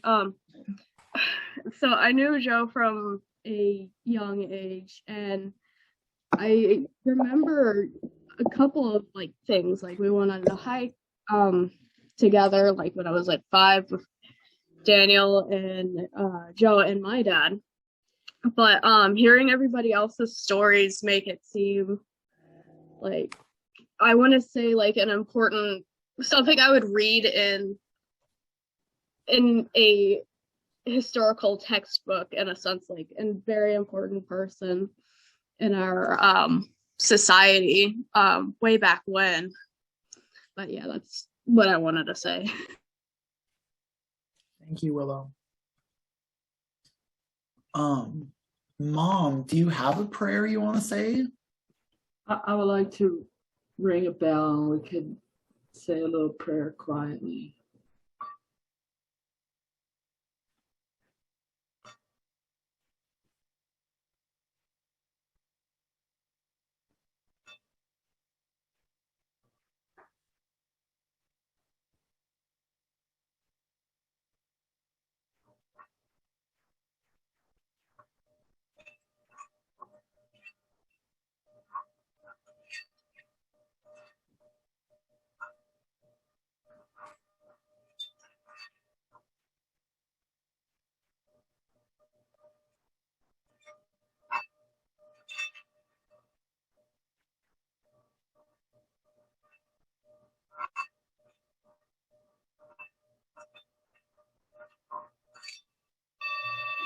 I thank Joe for all his good hard work and his love and for showing us all and teaching us and putting himself on the line and loving the planet and trying to change it.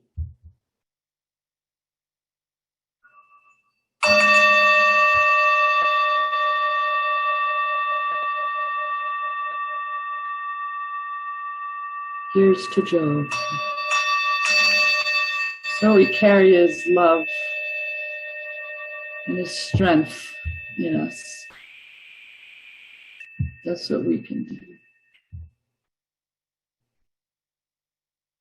Yeah, and the work continues, you know. There's still work to be done.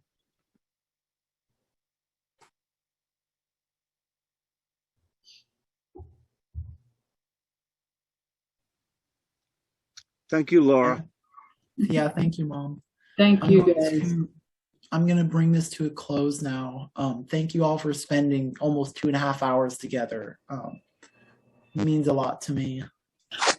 I appreciate and respect every one of you for showing up.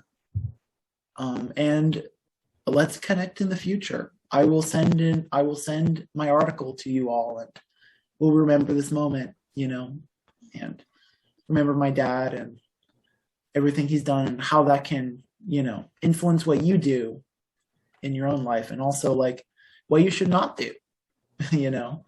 One of those is take care of yourself, you know, go to the doctor, You know, that's one of the important things is we should all be, you know, checking in on our health. You know, we don't want to have cancer in 5 different places of our body, you know. Anyways, I want to say thank you once again. Thank you to Ellen, especially Ellen, for helping facilitate this. I'm forever in your debt, so thank you.